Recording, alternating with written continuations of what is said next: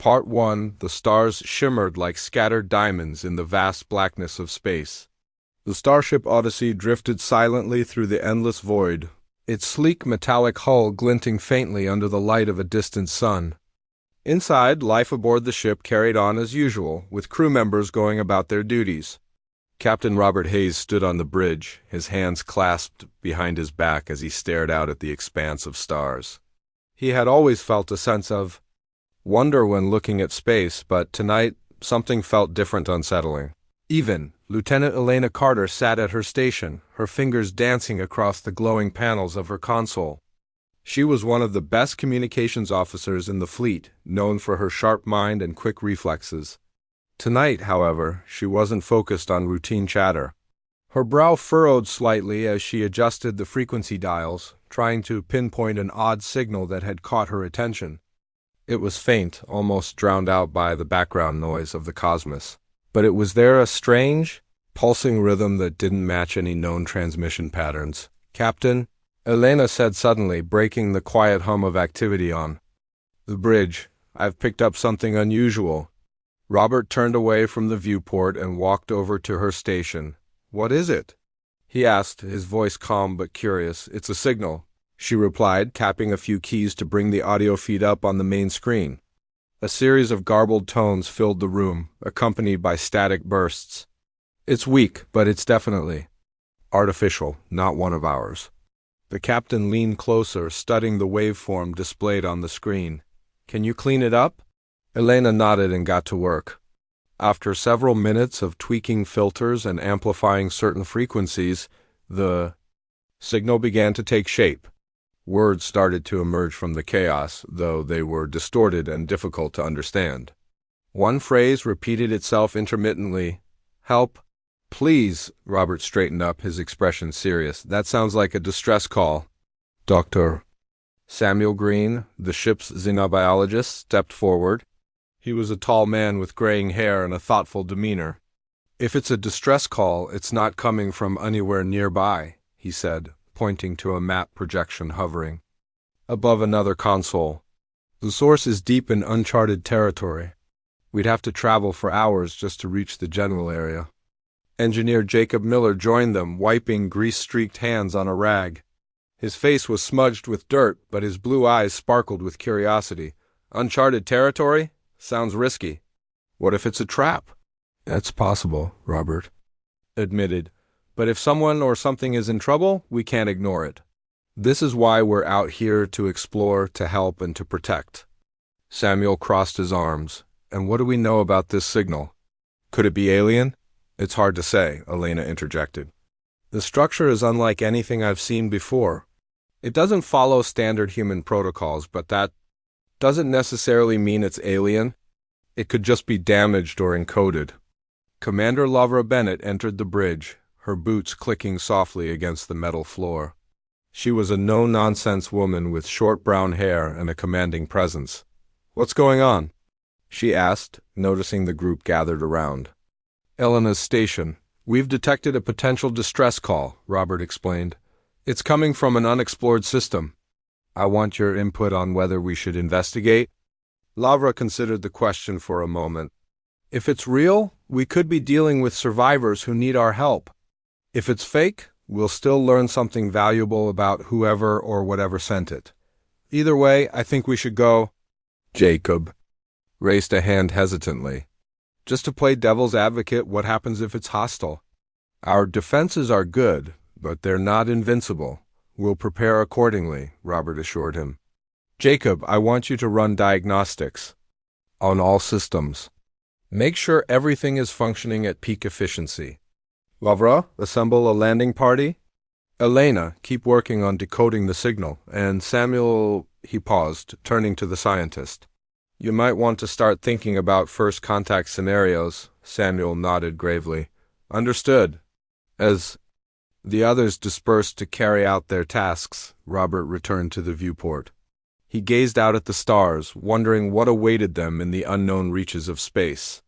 There was a thrill to exploration, but also a weight of responsibility to act wisely and responsibly.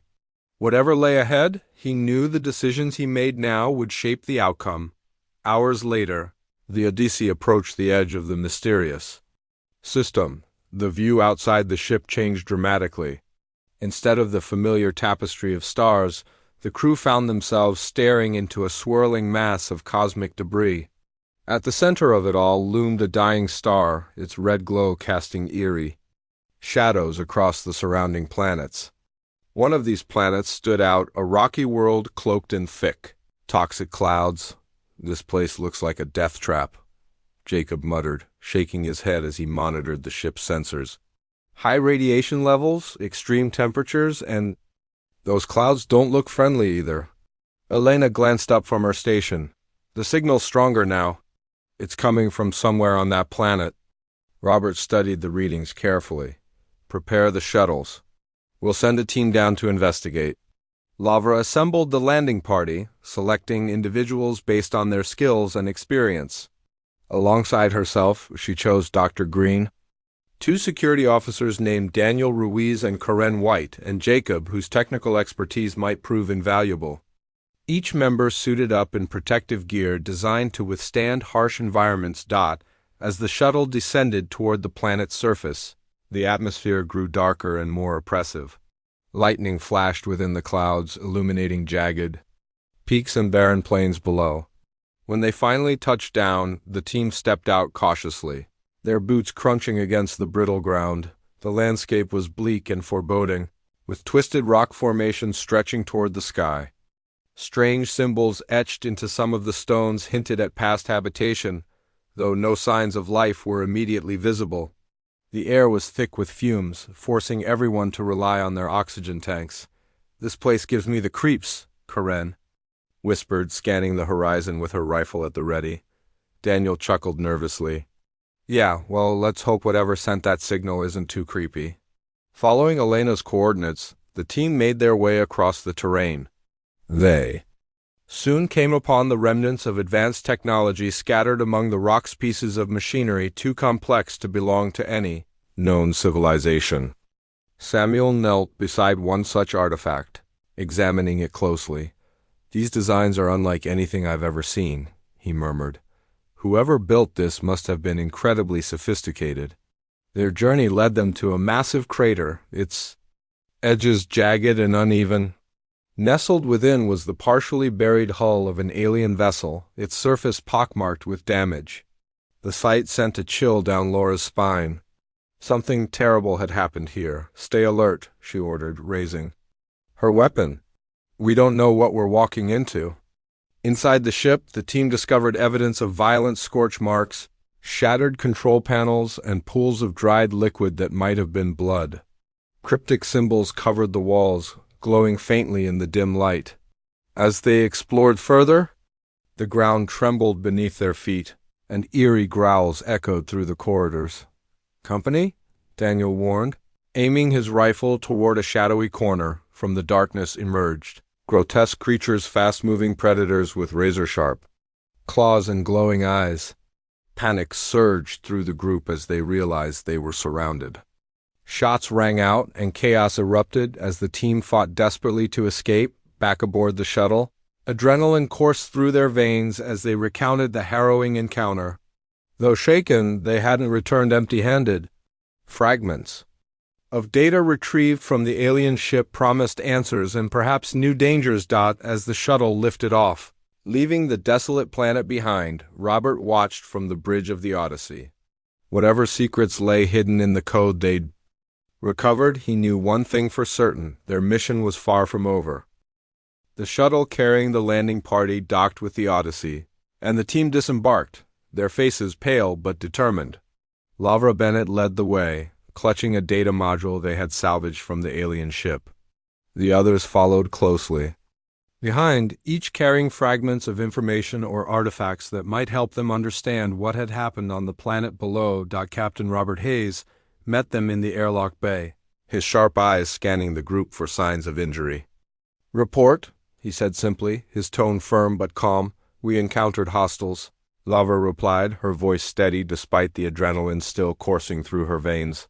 "Fast-moving predators, highly aggressive. We barely made it out." Robert nodded, his jaw tightening. "Casualties?" "None, thankfully. Lavra answered. But we didn't have time to fully explore the ship. Those creatures forced us to retreat sooner than planned. Dr. Samuel Green stepped forward, holding up a small device etched with strange symbols. We did manage to retrieve some data, though these markings are unlike anything I've seen before. They could be part of an alien language. Elena Carter, who had been waiting nearby, took the device from Samuel's hands. "I'll get started on decoding this right away," she said, already heading toward her station. Her mind raced with possibilities. If the signal was indeed a distress call, understanding its origin could mean the difference between life and death for whoever sent it, and possibly for the crew of the Odyssey as well. As the others dispersed to their respective duties, Jacob Miller lingered near the airlock. His hands were still trembling slightly from the encounter on the planet. He wasn't used to combat situations. His expertise lay in engineering, not fighting off alien monsters, but he knew their survival depended on everyone doing their part. With a deep breath, he headed back to the engine room to ensure the ship's systems were ready for whatever came next. Meanwhile, Elena sat at her console, surrounded by glowing screens and blinking lights. She uploaded the data from the alien device and began running algorithms to decipher the symbols. It was slow work, requiring patience and precision. Hours passed as she pieced together fragments of patterns, searching for meaning in the chaos. Finally, just as fatigue began to creep in, something clicked. A phrase emerged from the garbled mess, a single word repeated multiple times. "Coordinates." Elena's heart skipped a beat. Could this be a clue? She cross-referenced the numbers embedded in the code with the map of the planet they had visited. Sure enough, the coordinates pointed to a specific location, a crater on the far side of the world. She quickly reported her findings to Captain Hayes, who called an emergency meeting in the briefing room. The senior officers gathered around the holographic table, where a projection of the planet hovered above its surface. Elena highlighted the area marked by the coordinates. "This is where the signal is strongest," she explained. "It's possible there's more information or even survivors waiting for us there." Samuel leaned forward, studying the image intently. "If there are survivors, they're likely injured or hiding. That planet isn't exactly hospitable." Lavra nodded in agreement. "And we can't forget about those creatures. Whatever they are, they're dangerous. We'll need better weapons and more protection if we're going back down there." Jacob raised a hand hesitantly. "Speaking of protection, I've been working on modifications to our suits. I can reinforce them against the planet's toxic atmosphere and add shielding to protect against physical attacks." "That's good thinking," Robert said, turning to Jacob. "Get it done as soon as possible. In the meantime, let's plan our next move carefully." The discussion continued late into the night, with each officer contributing ideas and strategies. By the time they adjourned, a clear plan had taken shape. They would return to the planet at first light, armed with upgraded equipment and a reinforced team. Their goal was simple: locate the source of the signal and determine whether anyone or anything was still alive. The following morning, the crew prepared for their second descent. Jacob had worked tirelessly through the night, outfitting the team with enhanced gear. Each suit now featured reinforced plating, built-in filtration systems, and additional layers of insulation to withstand the harsh conditions. Weapons had been upgraded too, with experimental plasma rifles replacing standard-issue firearms. As the shuttle approached the designated coordinates, the landscape unfolded beneath them, a barren wasteland dotted with jagged rocks and swirling clouds of ash. The crater they were targeting was larger than the one they had explored before, its edges crumbling and unstable. At its center stood what appeared to be a massive structure, partially buried under centuries of debris. "This must be it," Lavra said, her voice tense as the shuttle touched down. "Stay sharp, everyone." The team disembarked cautiously, their boots crunching against the brittle ground. The air was thick with fumes, forcing them to rely on their oxygen tanks. Samuel scanned the area with a handheld scanner, searching for any signs of life. So far the readings were inconclusive. They moved toward the structure, which loomed ominously. Ahead, its surface was covered in intricate carvings, similar to the symbols they had found inside the alien ship. As they drew closer, Karen White noticed movement out of the corner of her eye. "Over there!" she shouted, pointing toward a cluster of boulders. A figure darted behind the rocks, moving too quickly for them to identify. Lavra signaled for the team to take cover while Daniel aimed his rifle at the spot where the figure had disappeared. "Show yourself," Lavra called out, her voice echoing across the desolate terrain. "We're not here to harm you." For a moment there was silence. Then slowly the figure emerged from the shadows. It was humanoid in shape, but clearly not human. Its skin was a pale gray, stretched taut over a skeletal frame. Large, luminous eyes stared back at them, filled with a mixture of fear and desperation. Samuel stepped forward cautiously, raising his hands to show he meant no harm. "We received your signal," he said slowly, enunciating each word. "Are you alone?" The creature tilted its head, seemingly trying to understand. After a moment, it gestured toward the structure and emitted a series of low, guttural sounds. "It's trying to communicate," Samuel whispered to the others. "Let me try something." He pulled out a tablet and began typing furiously, using the symbols they had decoded earlier to form a rudimentary message. When he showed the screen to the creature, it reacted immediately, nodding vigorously and pointing toward the horizon. "He wants us to follow him," LeVar observed. "Do we trust him?"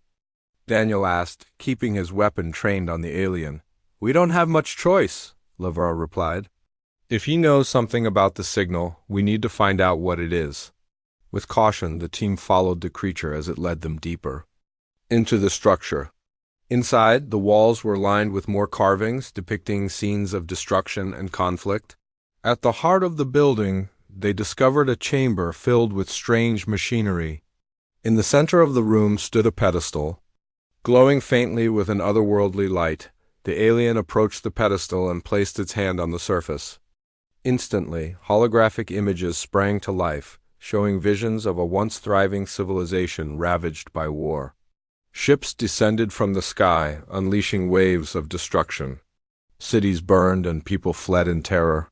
Finally, the images shifted to reveal a new enemy, massive, insect-like creatures swarming across the land. Samuel gasped. "This must be the invaders, the ones who drove them underground." Elena studied the holograms closely. "There's more. Look at this sequence." She pointed to a section of the display showing coordinates overlaid on a star map. "These aren't local coordinates. They're pointing somewhere else, another system." Robert frowned. "Are they warning us about an attack?" "It looks that way," Samuel agreed. "Whoever these aliens are, they're trying to tell us something important." Before they could process the implications, the ground trembled violently. Dust rained down from the ceiling as the sound of screeching filled the air. The team turned to see several of the predatory creatures charging into the chamber, their claws glinting menacingly in the dim light. "Take cover," Lavra shouted, firing her rifle at the nearest beast. Chaos erupted as the team fought desperately to hold their ground. The alien guide crouched behind the pedestal, watching in horror as the battle unfolded.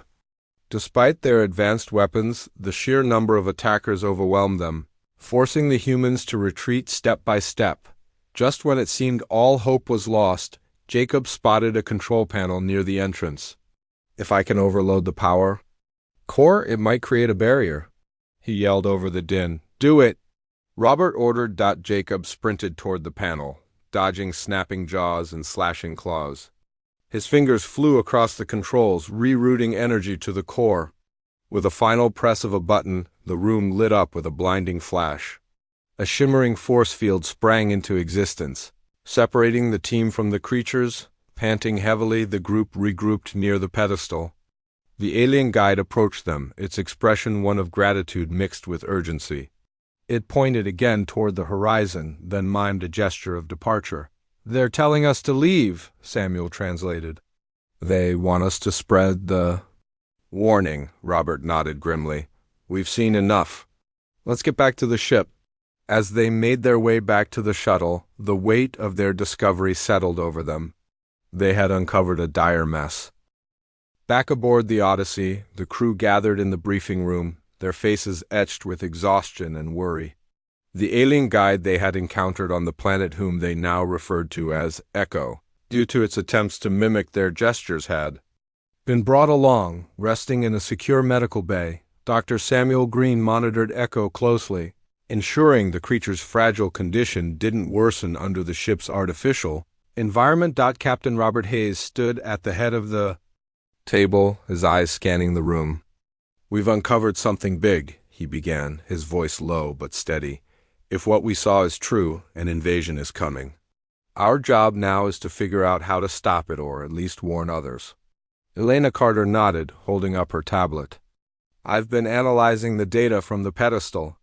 Most of it matches what we saw in the holograms, a warning about an enemy fleet moving across systems.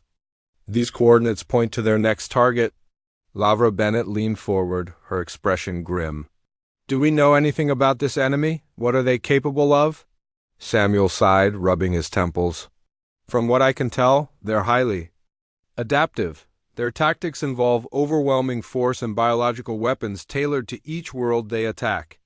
That explains why the planet below us was so hostile they left it poisoned and uninhabitable." Jacob Miller, seated near the back of the room, chimed in. "So what's the plan? We can't fight them alone. Even with our upgrades, we're no match for an entire fleet." Robert crossed his arms, considering the options. "We need more allies. If Echo's people were able to survive this long, maybe other civilizations have too. But first, we need to decode everything we've got. Elena, keep working on the data.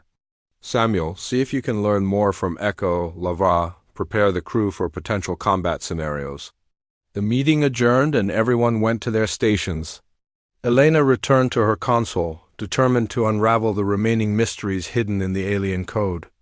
She worked tirelessly, her fingers flying across the keyboard as lines of symbols scrolled past her eyes.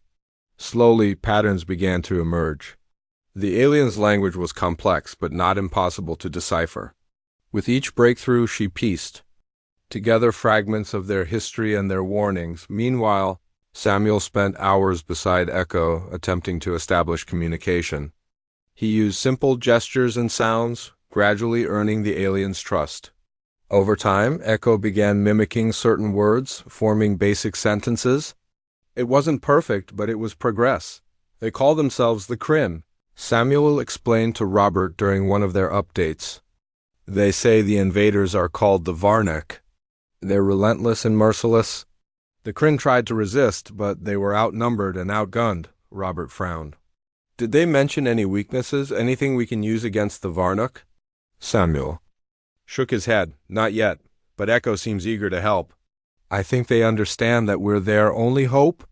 While Samuel focused on communication, Jacob worked on upgrading the ship's defenses.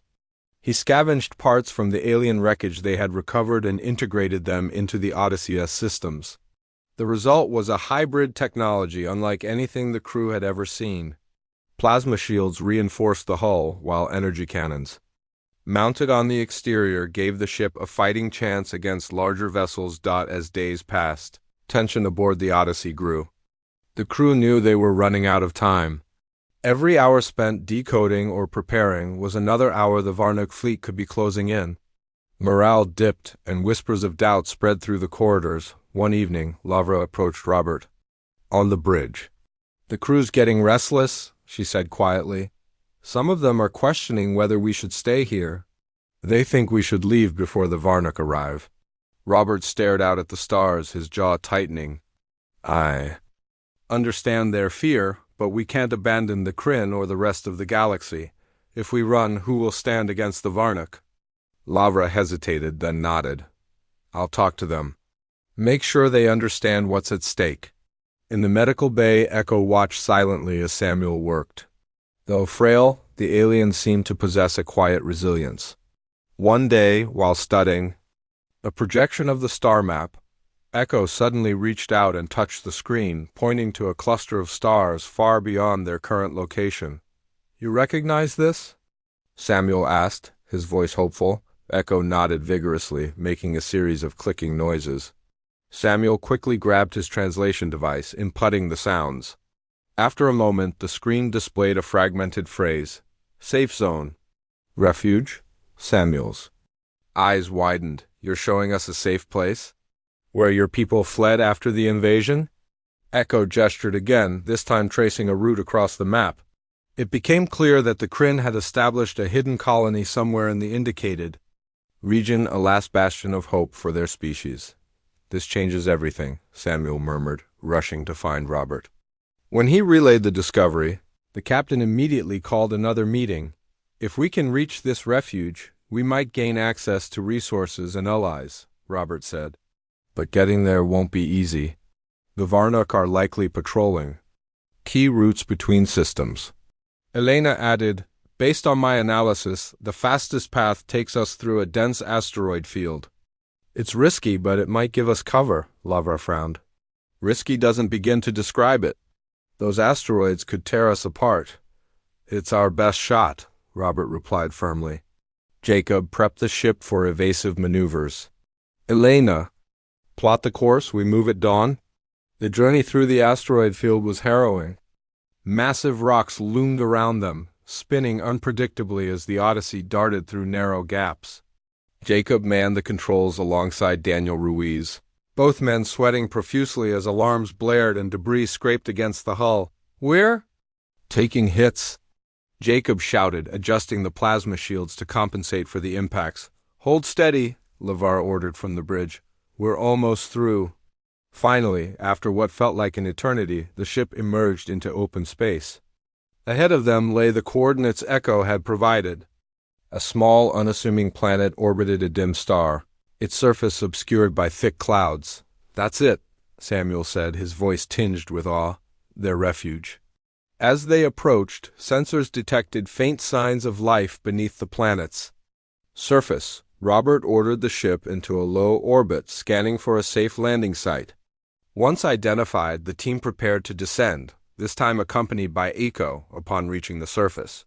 They found a network of underground tunnels leading to a sprawling settlement. The Kryn survivors greeted them cautiously but warmly, their gratitude evident. Many bore scars both physical and emotional from years of hiding and loss. A Kryn elder, taller and more regal than Echo, stepped forward. Through gestures and broken phrases translated by Samuel, the elder revealed that their colony had been preparing for war. Though few in number, the Kryn possessed advanced technology salvaged from their homeworld. They offered to share their knowledge and resources with the humans, seeing them as allies in the fight against the Varnuk. Over the next several days, the crew worked alongside the Kryn, integrating their technologies and strategizing for the battles ahead. Jacob collaborated with Kryn engineers to enhance the Odyssey's weapons, while Elena decoded additional data stored in their archives. Lavra trained the Kryn warriors in combat tactics, forging bonds of mutual respect. Despite the challenges, a sense of unity began to form. For the first time since entering the system, the crew of the Odyssey felt a glimmer of hope. Together they had a chance not just to survive but to strike back. Yet, even as preparations continued, a shadow loomed over them. The Varnuk fleet was closer now, their arrival imminent. Scouts reported sightings of scout ships probing nearby sectors. Time was running out. On the eve of the expected confrontation, Robert addressed the combined forces of humans and Kryn, standing before a crowd of determined faces. He spoke plainly but with conviction. We didn't choose this fight, he said, but we're here now, and we stand together. Whether we win or lose, history will remember us for what we do next.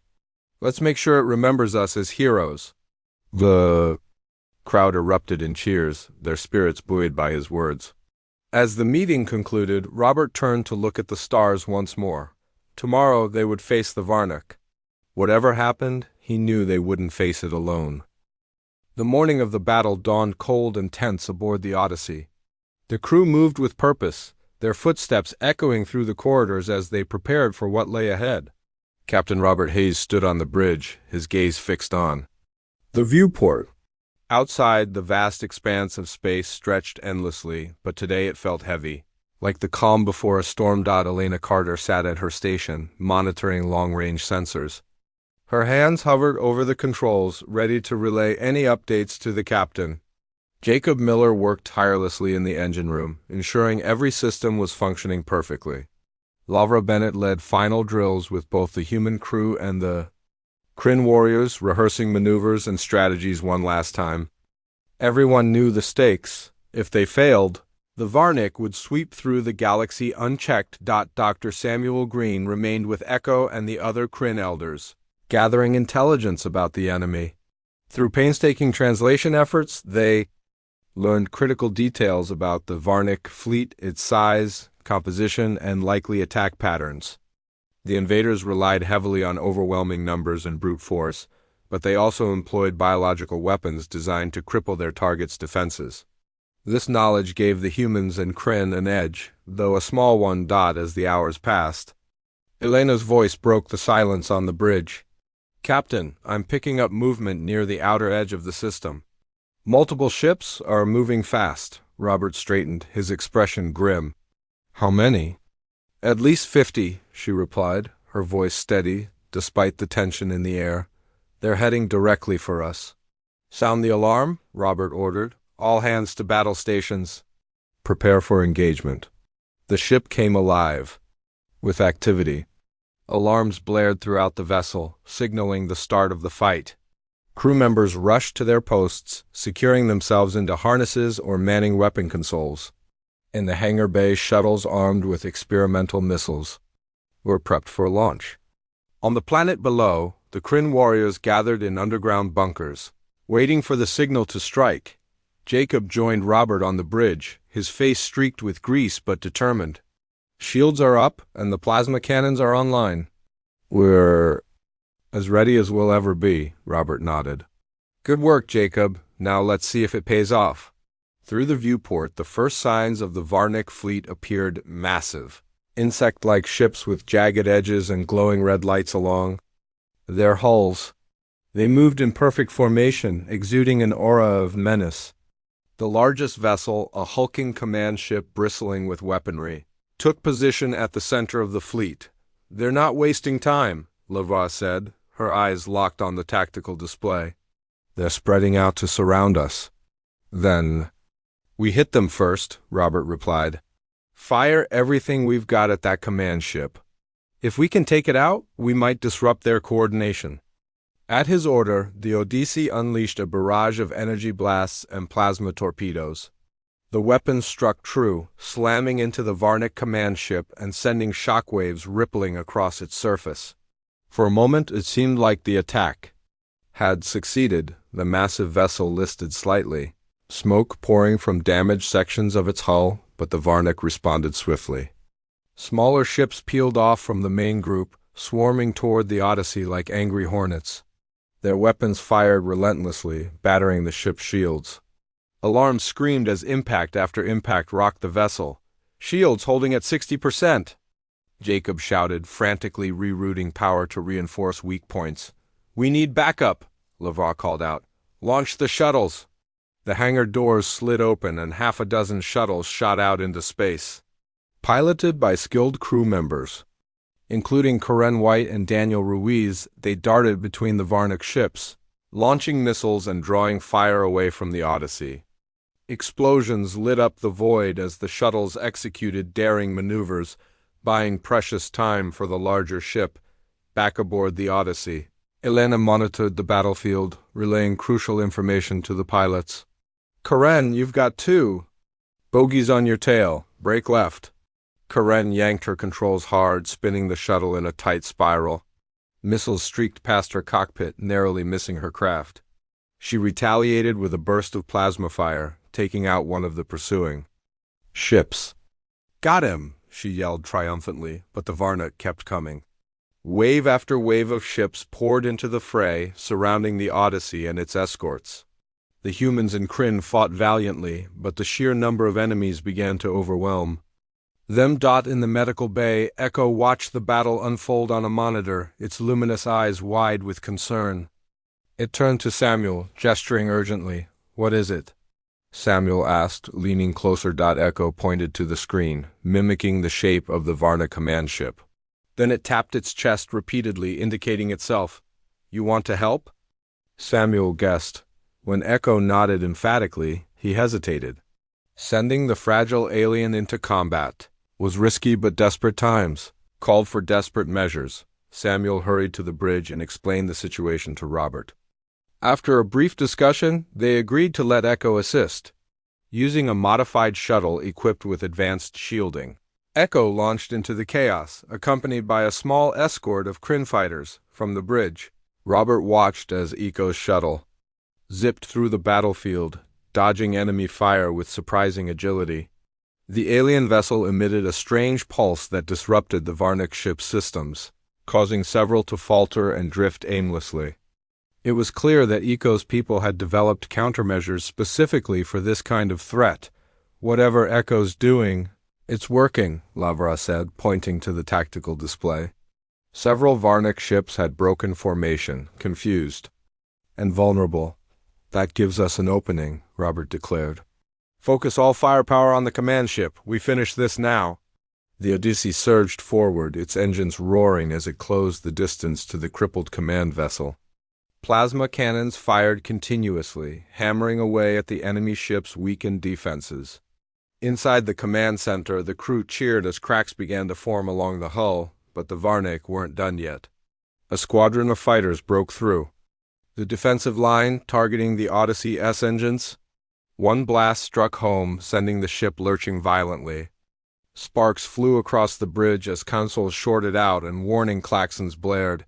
"We've lost primary thrusters," Jacob shouted, his hands flying over the controls. "Switching to auxiliary power. Keep us steady," Robert ordered. "We're not backing down now." Elena spotted something on her screen, a critical weakness in the command ship's structure. "Captain, there's a vulnerable point near the core reactor. If we hit it, we can disable the entire ship." Robert didn't hesitate. "Karen, do you copy?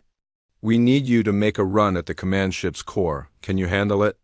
Static crackled over the comm before Karen's voice came through, strained but resolute. "I'm on it." Her shuttle peeled away from the main fight, weaving through enemy fire as she lined up her approach. The Varnic ships pursued her relentlessly, but Karen's skill kept her just ahead of their shots. With seconds to spare, she unleashed a payload of experimental explosives, aiming directly for the exposed reactor. The explosion was massive, lighting up the battlefield like a second sun. The command ship shuddered violently, then split apart in a fiery cataclysm. Debris scattered across space, and the remaining Varnic vessels wavered, their coordinated assault crumbling without leadership. "We did it!" Lavra exclaimed, her voice filled with relief and triumph, but the victory wasn't without cost. As the dust settled, reports came in of damage to the Odyssey and losses among the shuttle pilots. Among them was Karen White, whose bravery had turned the tide of the battle. She had sacrificed herself to ensure the mission's success. On the bridge, silence fell as the reality sank in. Robert bowed his head briefly, honoring the fallen. Then he raised his voice, addressing the entire crew. "Today we faced impossible odds, and we won. But this war isn't over. There will be more battles, more sacrifices. Let's honor those we've lost by continuing to stand together." As the surviving ships regrouped and repairs began, the bond between the humans and the Kryn grew stronger. Together, they had proven that even the most daunting enemies could be defeated with courage and unity. And though the road ahead remained uncertain, they faced it with renewed determination. The aftermath of the battle left the crew of the Odyssey and the Kryn survivors with mixed emotions. Relief mingled with sorrow as they assessed the damage and counted their losses. The ship's corridors were quieter now, the hum of activity replaced by somber reflection. Captain Robert Hayes walked among his crew, offering words of encouragement where needed and sharing in their grief. He knew that leadership wasn't just about making decisions, it was about being present, especially in moments like these. In the medical bay, Dr. Samuel Green tended to the wounded, his hands steady despite the weight of exhaustion. Echo sat nearby, its luminous eyes dimmed with sadness. It had witnessed the bravery of the humans and understood the cost of their victory. Samuel placed a hand on Echo's shoulder, a gesture of solidarity that transcended language. "We couldn't have done it without you," Samuel said softly. "Your people gave us hope when we needed it most." Echo nodded slowly, its expression unreadable but deeply felt. Though it couldn't speak human words, its presence communicated gratitude and resolve. On the bridge, Elena Carter worked tirelessly to repair the damaged communication systems. The explosion that destroyed the Varna command ship had also disrupted their ability to send long-range signals. Without this capability, warning other civilizations about the impending threat would be impossible. Jacob Miller joined her, bringing tools and spare parts salvaged from the ruined shuttles. Together, they pieced together what they could, determined to restore the system. "We're close," Elena muttered, her fingers flying across the console. "Just a little more power rerouting." Finally, a faint signal flickered to life. It wasn't strong enough to reach distant systems yet, but it was a start. Elena let out a breath she hadn't realized she'd been holding. "We'll get there," she told Jacob with a small smile. "One step at a time." Meanwhile, LaVarva Bennett oversaw repairs to the ship's hull and engines. The Odyssey had taken heavy damage during the battle, and every moment spent fixing. It was critical. She coordinated with Kryn engineers, who brought innovative solutions to problems the humans hadn't anticipated. Their combined efforts not only patched up the ship, but also improved its capabilities, blending human ingenuity with alien technology. As the days passed, the alliance between the humans and the Kryn grew stronger. They shared meals, stories, and strategies, learning from each other in ways neither group had expected. The Kryn taught the humans how to adapt to hostile environments, while the humans introduced the Kryn to new forms of engineering and tactical planning. Bonds formed quickly, turning strangers into comrades, and in some cases, friends. Captain Robert Hayes called another meeting in the briefing room, gathering his senior officers and several Kryn leaders. The atmosphere was different now, less tense, more collaborative. Everyone understood the gravity of their mission, but they also carried the confidence that came from knowing they weren't alone. "We've dealt the Varnic a significant blow," Robert began, "but they won't stop coming. We need to prepare for the next wave and find allies who can help us fight." Elena stood up, pointing to a star map projected above the table. "I've been analyzing the data from the Kryn archives. There are several nearby systems with advanced civilizations. If we can reach them before the Varnic do, we might convince them to join our cause." Samuel added, "The Kryn elders believe one of these civilizations, the Zentari, has developed weapons capable of countering the Varnak's biological attacks. If we can secure their support, it could turn the tide in our favor." Robert nodded thoughtfully. "Then that's our next move. Elena, plot a course to the Zentari homeworld. Jacob, keep working on the ship's defenses. Lavra, ready the crew for potential combat scenarios, and Samuel—" He paused, looking directly at the scientist. "Keep building trust with the Kryn. Their knowledge is invaluable." The journey to the Zentari system was fraught with challenges. The Odyssey limped through space, its systems still recovering from the previous battle. Along the way, they encountered remnants of the Varnic fleet scout ships probing for survivors. Each encounter tested their resolve, but the crew held firm, using their upgraded weapons and tactics to fend off the attackers. When they finally arrived at the Zentari homeworld, they found a planet teeming with life and culture. Towering cities stretched into the sky, illuminated by soft, golden light. The Zentari themselves were tall and slender, with shimmering skin that seemed to change color depending on their mood. They greeted the visitors cautiously, unsure of whether to see them as friends or foes. Samuel and Echo stepped forward, acting as ambassadors for their coalition. Through gestures, sounds, and carefully translated phrases, they explained the threat posed by the Varnic and appealed for assistance. At first, the Zentari were hesitant. Their society prized peace and neutrality, and they had no desire to involve themselves in galactic conflicts. But then, Elena presented evidence gathered from the Kryn archives, images of devastated worlds, recordings of desperate pleas for help, and data proving the Varnic's relentless expansion. The Zentari leaders listened intently, their expressions growing grave. "You ask us to abandon our principles," one elder said, her voice calm but firm. "But if what you say is true, Staying silent would make us complicit in the destruction of countless lives. After hours of deliberation, the Zentari agreed to ally themselves with the humans and Kryn. They offered access to their advanced weaponry and promised to mobilize their fleets in defense of threatened systems. In return, they asked for assurances that the coalition would strive to protect innocent lives and avoid unnecessary bloodshed with renewed purpose. The combined forces set out to fortify key locations throughout the galaxy. The Zentari provided cloaking devices that allowed smaller ships to evade detection, while the Kryn contributed countermeasures against the Varnik's biological weapons. The humans, drawing on their adaptability and resourcefulness, coordinated the overall strategy, ensuring that everyone worked as a cohesive unit. As weeks turned into months, the coalition achieved several victories against the Varnik. Each success bolstered their morale and attracted more allies to their cause. Civilizations once isolated and fearful began to band together, united by a common goal: survival. One evening, as the Odyssey orbited a newly liberated planet, Robert stood on the bridge, gazing at the stars.